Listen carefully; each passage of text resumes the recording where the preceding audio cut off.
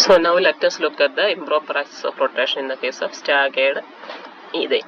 Okay, you already know that ethane is having a C3 axis passing through the carbon-carbon bond, and when we do the C3 rotation, it is giving you the equivalent configuration. Okay.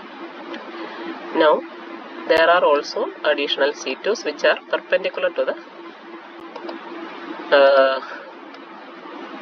C3, and we can say that if you put it like that, we can say that each hydrogen pair is having one C2 passing in between them. Okay, so one C2 rotation, if you put like that, you will see these two interchanging. The second C2 is interchanging which two pair? Actually, everything interchanges all the atom, but for our following the atom closely, I am just asking you to concentrate on this axis. So if you keep it like this, so this is actually about the axis pointing towards me. Okay. Now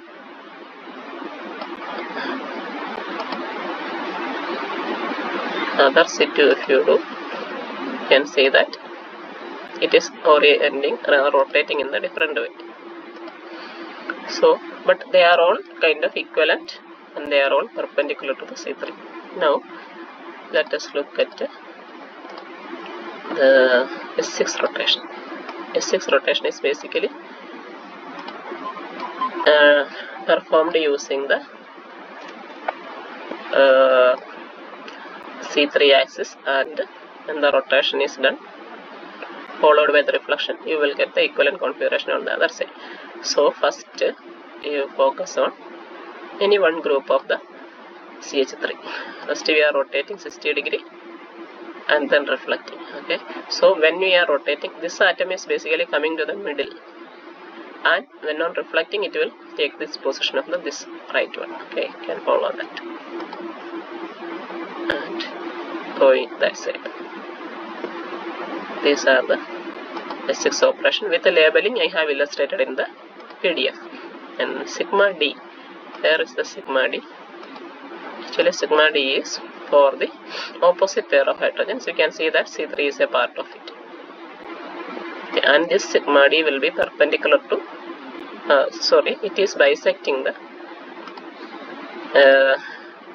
pair of C2s. This is actually bisecting the pair of C2s. If you put it like way, it is better to see. Then another sigma D, if you take,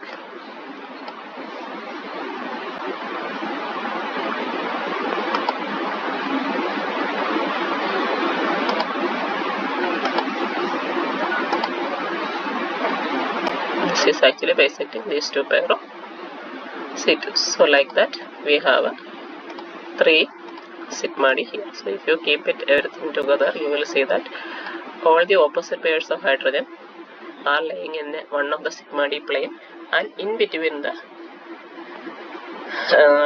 different set of hydrogens our C2 passes. Okay, this is why they are called the sigma D planes. Okay, I hope this can clarify a little bit regarding the ethane configuration. However, you can see that we don't have any sigma H here, but in the here we don't have any sigma H. Only we consider sigma H plane when we do the improper rotation. Okay, other than that, it is not having any sigma H.